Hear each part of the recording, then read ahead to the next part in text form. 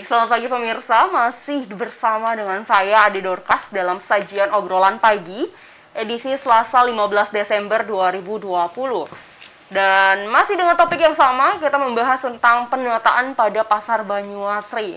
Dan di segmen kedua kali ini seperti biasa, kita memberikan kesempatan kepada pendengar setia Radio Guntur untuk menyampaikan aspirasinya, pertanyaan atau pendapatnya tentang topik kita kali ini di 23455. Oke, belum ada penelpon ini, Pak. Ya. Jadi Ade dulu yang tanya-tanya sama Bapak ya. Siap. Ya, Pak. Belakangan ini beredar di dunia maya tentang jual beli ruko di Pasar Banyuasri. Apakah ini benar atau hanya hoax, Pak? Oke, dikit dulu Pak ya pertanyaannya Ade. Okay. Ada penelpon? Iya. Halo, dengan siapa dan di mana? Selamat pagi. Ya, selamat pagi. Om Swastiastu. Swastiastu. Salam satu jiwa. Dari Pak Negara Banyuasri. Iya, Pak Negara ya. Silakan, Pak. Selamat pagi, Bung Ulus. Iya, terima kasih. Ya, selamat beraktivitas. Ini penataan Pasar Banyuasri gitu ya? Iya, Pak. Oh iya ya. Kita semua udah tahu, masyarakat Buleleng sudah tahu, kita sudah memiliki pasar semi modern yang sangat megah, yang menjadi ikon kota Buleleng yang kita banggakan gitu ya. Tentunya bagaimana pasar itu ke depan supaya bisa ditata, tidak terkesan yang namanya pasar itu identik dengan kekumuhan. Oke. Ya gitu kan, sampah di mana-mana, orang berjualan di sana sini. Nah sekarang dengan adanya pasar semi modern, ya yang ini semi nih, belum seperti mall, swalayan, pasar semi modern ya. Tentunya nanti penataan itu yang perlu dijaga terus, ya, disesuaikan dengan sektor-sektor dagangannya mana, mungkin pakaiannya di mana, tempat bahan makanan, sayur dan lain sebagainya itu harus tertata rapi. Jangan sampai pada suatu kawasan lantai itu bergabung, ada sayur, ada ikan, ada pakaian dan lain sebagainya. Itu yang menimbulkan bau, kekumuhan dan lain sebagainya. Yang pertama, yang kedua, jangan sampai nanti ada pedagang-pedagang yang bermunculan dan dibiarkan mungkin di tempat-tempat yang ada di ruang terbuka seperti di teras-teras toko di lantai bawah, ya di atas juga, di pinggir-pinggir jalan keluar masuk pasar. Itu mulai awal harus ditata, jangan sampai itu diberikan tumbuh kembang dan bermunculan sehingga nantinya akan sulit kita keluarkan dia karena kita sudah membiarkan. Apalagi mereka itu sudah diberikan karcis dipunguti, itu sama dengan itu diperbolehkan untuk jualan di sana kan gitu. Itu ditata ya sesuai dengan peruntukannya. Yang ketiga, dalam hal ini penataan toko-toko yang berada di bawah itu tentunya saya harapkan supaya nama-nama toko, ukuran panjang lebar itu harus sama ya, biar dari awal kita sudah tata ya, nama toko itu diatur, bentuk tulisannya ya harus ada sastra Bali, baru nama tokonya ya, besar panjang lebarnya harus diatur semuanya itu. Nah selanjutnya, ini sudah tradisi ini apa yang telah disampaikannya nih, jual beli tempat ini sudah terbiasa itu ya. Itu tergantung daripada kemauan mereka itu. Yang ketiga, penataan parkir ini yang sangat-sangat perlu sekali.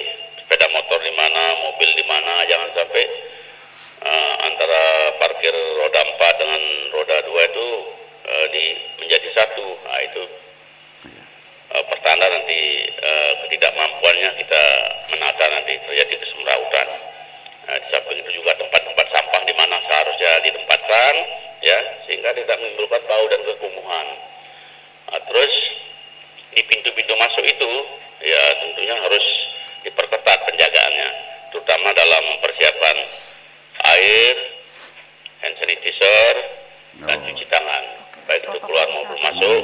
Nah, sehingga kita tidak ada kemungkinan klaster-klaster di pasar itu, karena bagaimanapun juga karena COVID ini kita tidak tahu kapan itu berakhir.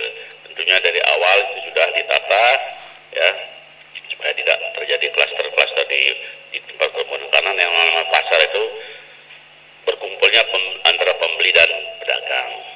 Ya mudah-mudahan ya diawali dengan baik penataannya sehingga tidak terjadi kekumuhan, tidak terjadi kerawanan, tidak terjadi ketidakindahan, tidak terjadi harmonisan di pasar itu. Ya mudah-mudahan ya begitu indahnya, begitu megahnya pasar itu jangan sampai terjadi kekumuhan itu. Semuanya ditata dengan baik dari awal. Mudah-mudahan ya hari ini lebih baik dari hari kemarin dan hari esok lebih baik dari hari ini. Selamat bekerja Om Agus. Selamat pagi. Om Santi Om. Om Santi Om Pak Negara. Oke, terima kasih Pak Negara ya untuk penyampaiannya sangat detail. Ya, selanjutnya ada penelpon. Oke, ya. Halo, dengan siapa dan di mana? Halo, saya Nardi. Iya. Oke, untuk Bapak bisa dikecilkan terlebih dahulu volume radionya agar di studio terdengar dengan jelas. Iya. Oke, bisa diulang Bapak dengan siapa dan di mana? Apa? Pak. Halo. Iya. Halo, tadi teman kami. Iya. Bapak, suara Bapak belum terdengar jelas. Mungkin... nama saya Narde Beratan. Oh, Pak. Iya, Pak Narde. Iya. Kalau tadi teman kami Pak Negara itu alias Pak Drestike, ya. Iya. Mereka menyampaikan mengenai penataan. Saya sendiri menjadi heran. Herannya apa? Seperti tadi Bapak antara pewawancara dengan yang diwawancarai, yang dibicarakan bukan hanya penataan saja, tapi juga pengelolaan. Penataan dengan pengelolaan itu berbeda.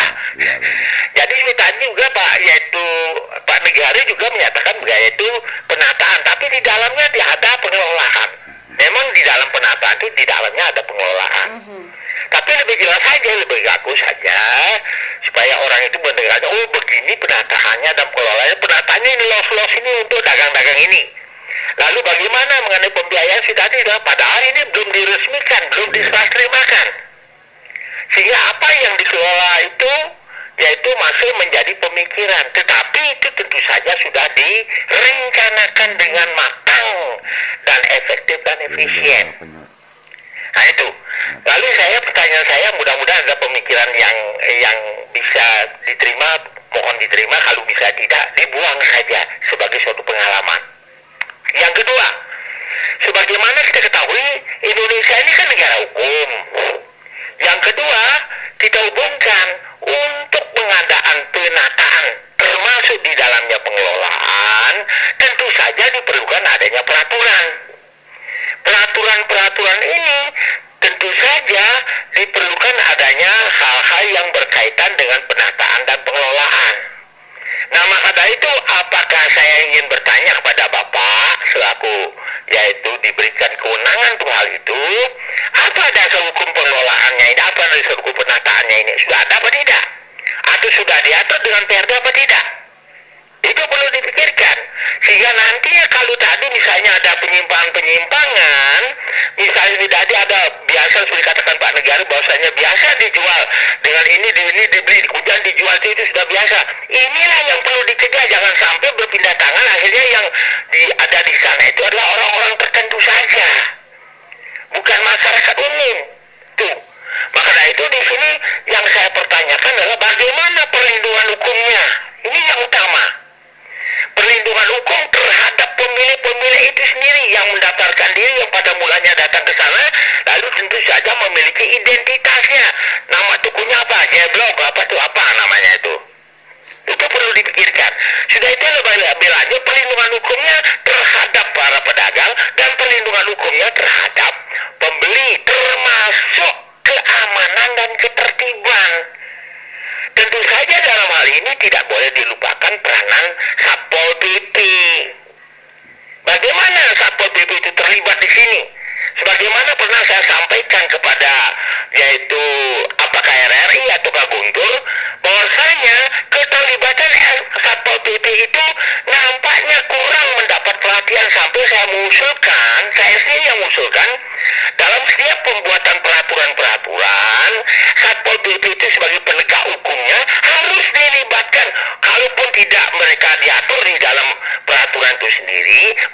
sebagai pendengar yang baik karena dia menegakkan bagaimana mungkin dia bisa melakukan pengawasan, bagaimana dia bisa melakukan tindakan kalau tidak memiliki pengetahuan tentang apa yang dilakukan pada waktu terjadi pembuatan peraturan itu sendiri.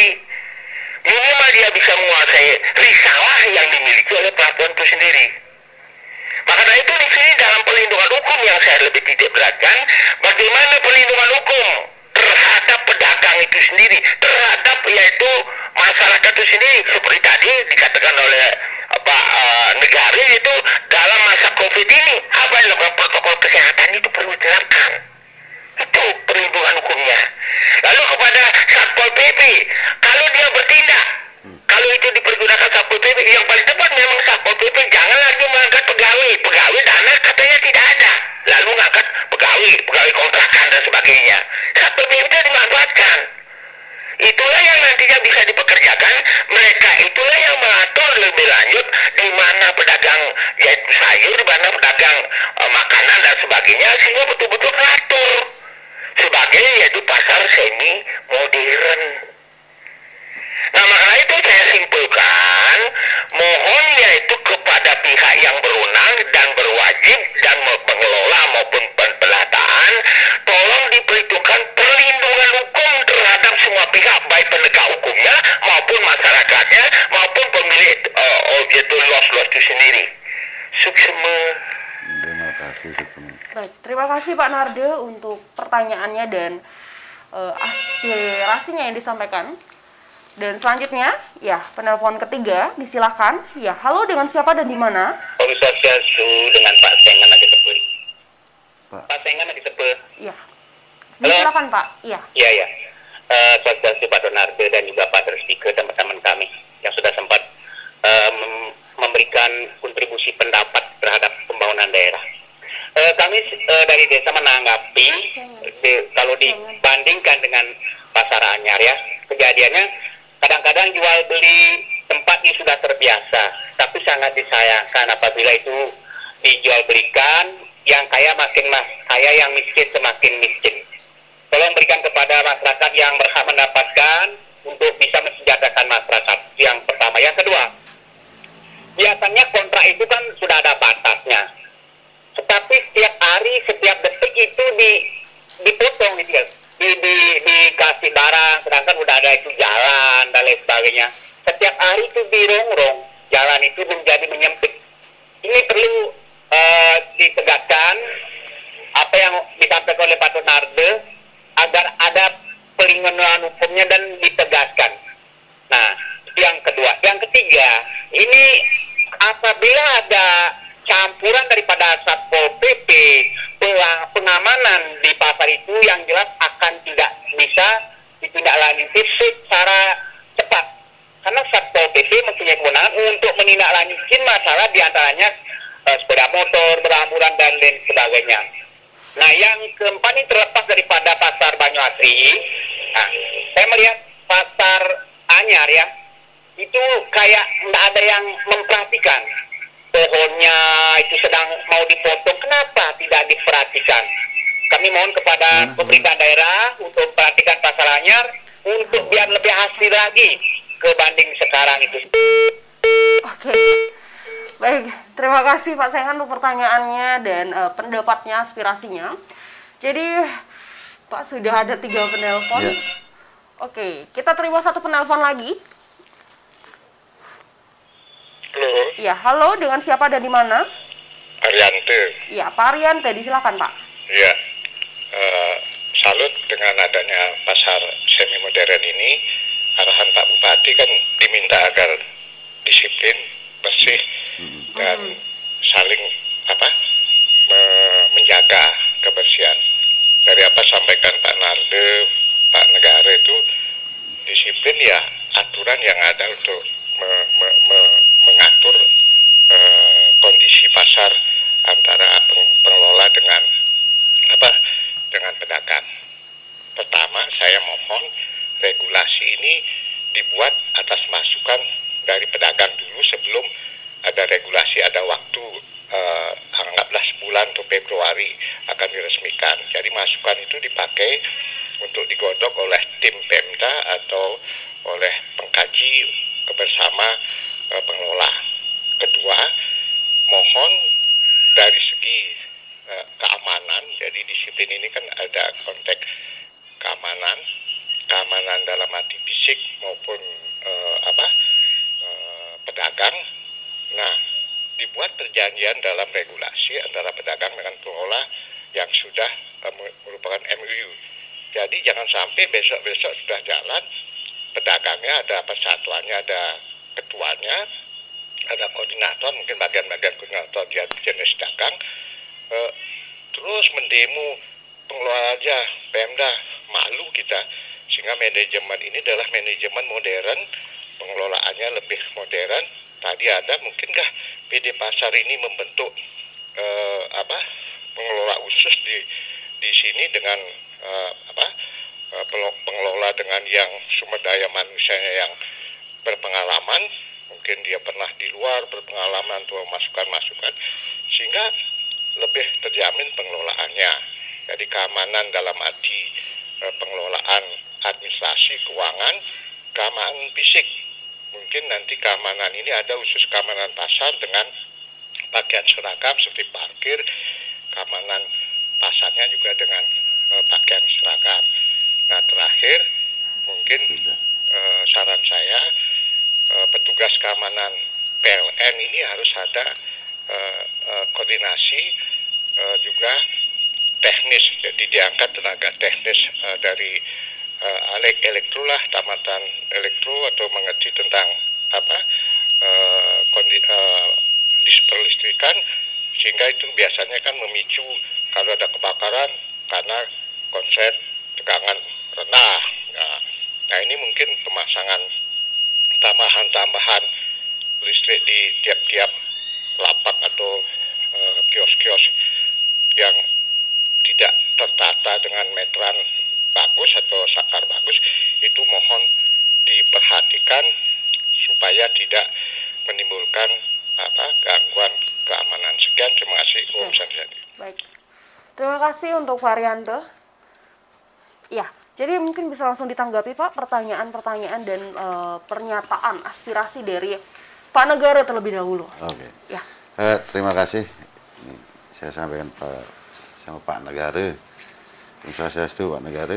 Kemudian nih terima kasih atas masukannya, banyak tadi ininya yang nanti mungkin berguna sekali bagi kami dalam rangka penataan ini. Mengenai tadi sempat disampaikan bahwasanya harus diatur di ini. Memang kita di PD Pasar terhadap pasar-pasar yang sudah direvitalisasi, memang kita udah atur. Itu berdasarkan sonasi komoditi dagang. Itu di awal kami udah jelasin itu deh. Dan masukan mengenai pedagang musiman yang nantinya mungkin ada di depan-depan toko dan sebagainya. Memang ini kita fokuskan nanti juga petugas keamanan untuk untuk menindak terhadap pedagang-pedagang yang berada yang melakukan kegiatan di depan toko-toko itu. Memang kita larang nanti. Mungkin kita antisipasi di awal dulu dengan rambu-rambu atau tanda-tanda larangan, itu kita pasangin itu. Manakala memang itu nanti diserahkan kepada PD Pasar. Itu intinya. Dan kemudian ya ini bagus sekali memang masukan dari Pak Negara, di mana papan nama toko-toko itu harus dibuat seragam, dan bila mana perlu harus ada tulisan Bali kan begitu ya, aksara Bali di sana dimasukkan. Ya kita sepakat, mungkin nanti kita akan kita akan sosialisasikan juga terhadap pemilik ruko ini gitu. Dan kembali lagi itu sebenarnya menambah kasanah budaya kita, jadinya bahwasanya wah ini benar-benar artinya di Buleleng ini menghargai betul ini budaya kita di situ, yaitu dengan melestarikan aksara Bali itu gitu ya. Nah, dan untuk parkir sebenarnya udah diatur gitu. Jadi parkir roda 4 itu ada di lantai 3, di mana kemarin informasi dari PO dari dinas terkait di situ, informasinya di lantai 3 itu untuk parkir mobil itu lumayan ini luas juga. Itu bisa menampung 130 kendaraan roda 4 di situ. Dan untuk parkir roda 2 mungkin ya kita memang bedakan, tidak mungkin kita jadikan satu di atas. Dan itu mungkin kita atur di bawah. Cuman mengenai lokasi-lokasinya terus hanya karena belum kita masuk ke itu, kita belum tahu nanti kita lokasikan di mana gitu. Tapi pasti antara parkir roda 2 dan 4 itu kita bedakan nanti. Itu. Kita atur. Dan mengenai apa namanya? Prosedur kesehatan. Protokol kesehatan yang artinya yang selama ini kita lakukan di PD Pasar udah memang itu kita fokus di situ. Dalam masa pandemi ini terus saja di masing-masing unit pasar itu kita udah sediakan betul di situ ininya fasilitasnya, baik itu wastafel, terus hand sanitizer itu udah sediain. Makanya dan ini yang memang paling banyak akhirnya biaya yang harus kita keluarkan terhadap itu. Karena seperti contoh di Pasar Anyar aja kita taruh 9 wastafel di situ yang besar-besar itu. Di tiap pintu-pintu masuk ada, terus kemudian di dalam juga ada satu, kemudian begitu mau masuk tangga ada 9 di situ yang jelas. Dan itu kami rasa juga udah kami berusaha juga menanggulangi biar tidak terjadinya klaster pasar terhadap pandemi ini. Dan ya semoga lah sampai saat ini itu tidak terjadi di Buleleng. Kami memang khawatir sekali kalau memang itu terjadi, ya gimana nanti PD Pasar ininya. Jadi kelanjutannya. Kita berpikir ke arah situ, makanya kita tekankan sekali sama petugas kami di unit-unit pasar agar benar-benar memperhatikan itu. Selain memperhatikan pengunjung pasar maupun pedagang, mereka juga harus memperhatikan diri mereka masing-masing, harus mengikuti betul protokol kesehatan itu tadi. Ya. Selanjutnya dari Pak Narde. Iya. Yang tadi sempat bilang kita mau bahas kelola, penataannya. Penataan kan di dalamnya juga ada kelola, yang simpelnya itu tata kelola gitu Pak ya. Yang mungkin bisa langsung ditanggapi Pak. Iya. Memang benar tadi. Jadi terima kasih dilurusin tadi. Memang topiknya kan penataan. Kenapa harus ada pengelolaan? Ya memang itu sebenarnya tidak antara penataan dan pengelolaan itu sebenarnya tidak bisa kita pisahkan juga. Di mana ada pengelolaan pasti ada penataan. Ada penataan. Gitu. Atau simpelnya tata kelola gitu Pak ya. Makanya ada istilah tata kelola di sini. Karena di dalam penataan biasanya cenderung ada pengelolaannya juga.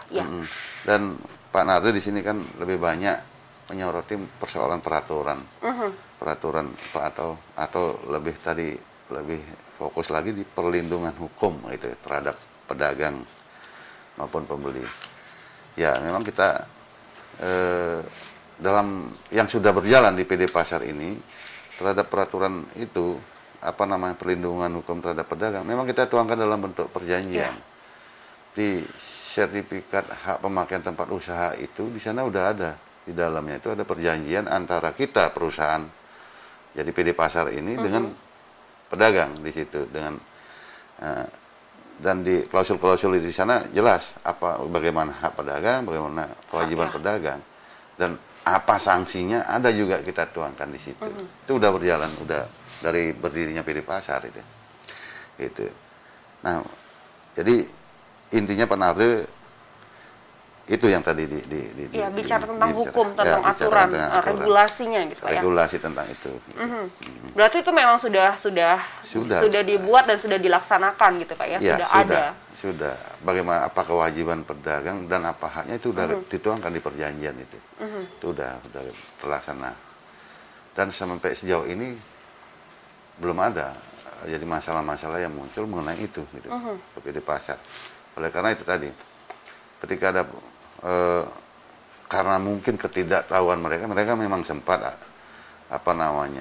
datang protes, tapi ketika kemudian kita buka itu terus kemudian kita jelasin, jadi klausul-klausul yang tertuang di perjanjian mereka akhirnya paham.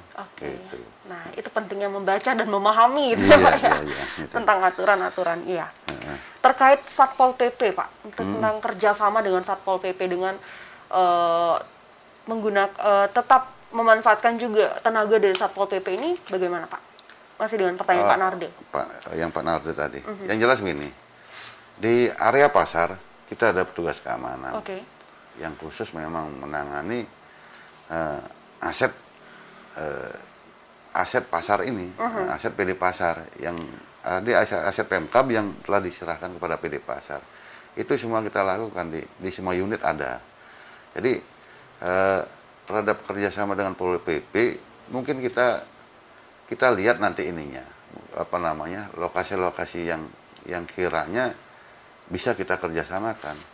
Mungkin seperti di Pasar Anyar misalkan.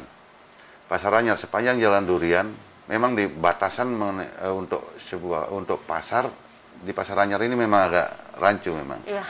Jadi tidak seperti pasar-pasar katakanlah yang pasar Seririt lah kadang. Pasar besar itu kan ada 3 di kita miliki. Pasar Seririt, Banyuasri dan Anyar. Nah, kalau di Pasar Seririt kan enak kita, ada batasan-batasannya di situ. Nah, sedangkan di Pasar Anyar memang agak susah, terutama di Jalan Durian, Sawo, itu batasannya nggak jelas kalau menurut saya. Maka dari itu kita sering di situ dalam rangka operasi penertiban, terutama terhadap pedagang musiman yang memang tidak bisa kita atur, yaitu kita seringkali berkoordinasi dengan Pol PP untuk menertibkan itu. Gitu. Berarti untuk kerjasama ini pun sudah dilakukan? Sudah kita lakukan terhadap lokasi-lokasi yang memang memungkinkan instansi lain untuk masuk. Ya, tapi kalau di dalam ranah pasar kan tidak mungkin kan, itu udah menjadi beban tugas petugas kita. Iya. Gitu. Ya. Selanjutnya pertanyaan dari Pak Sengen, Pak. Iya. Ini juga sempat menyinggung tentang Pasar Anyar, kebersihan di Pasar Anyar. Iya. Nah itu tadi. Untuk Pasar Anyar inilah susahnya kita udah PD Pasar itu udah menerima bangunan Pasar Anyar itu sudah sedemikian rupa dengan penempatan pedagang yang sedemikian rupa juga. Karena begini, kalau di pasar itu kita merubah terutama posisi atau lokasi pedagang itu, wah di sini pasti akan polemik. Karena pedagang berprinsip, saya udah ada di tempat ini, rezeki saya di sini, jangan diutak-atik begitu. Gitu. Ini sering kita temukan hal-hal yang begitu. Jadi makanya kalau kita mau tertibkan dengan hal-hal, wah jangan, mereka pasti berontak. Gitu. Nah makanya kita laksanakan itu pada bangunan pasar yang baru direvitalisasi itu, baru bisa kita lakukan itu. Gitu. Makanya seperti Pasar Banjar, Kampung Bugis, kita udah tata itu, udah kita sonasi gitu. Jadi pedagang buahnya tersonasi, terus pedagang ikannya juga tersonasi, dagingnya tersonasi. Itu yang kita lakukan. Memang untuk pasarannya terus aja kita sampaikan di sini, kita tidak bisa mengatur itu karena itu tadi kita udah peroleh kita dapatkan dengan kondisi begitu. Gitu. Oke. Selanjutnya dari Pak Arianto, Pak. Oh ya, Pak Sengen mengenai batasan. Iya, Pak Sengen juga. Jadi luas tempat usaha pedagang. Memang kita sebenarnya udah jelas dan kita tuangkan di SHPTU itu, di sertifikat hak pemakaian tempat usaha itu, luasan pedagang yang yang mereka harus pakai itu udah ada sebenarnya. Memang di sini namanya pedagang, terus aja kalau boleh kita prosentasikan 60% kayaknya mereka itu 60% sudah memanfaatkan kesempatan kadang-kadang. Artinya ketika ada ruang-ruang kosong, artinya entah itu jalan atau apa, mereka pasti manfaatkan itu. Nah inilah yang sering kali terjadi benturan antara petugas keamanan kita dengan pedagang. Karena apa? Begitu petugas keamanan kita selesai menertibkan itu, kemudian kembali lagi ke tempat yang lain untuk ditertibkan, misalkan di Anyar. Kita tertibkan di atas, udah rapi, kemudian kita ke bawah, yang di atas lagi terjadi begitu. Kucing-kucingan kebanyakan. Gitu. Nah itu. Oke. Terus untuk Pak Arianto ya. Selanjutnya Pak Arianto. Ya, Pak Arianto di sini disiplin bersih. Ya, penekanan Pak Bupati kemarin itu. Inilah ya. Jadi sebelum itu pun kita udah prinsip, karena kita di PD Pasar sudah sudah mencanangkan bahwasanya mencanangkan program yaitu pasar bersih, pasar sehat. Dari itu kita udah fokus dari tahun 2018 kemarin, kita terus gencar untuk itu. Jadi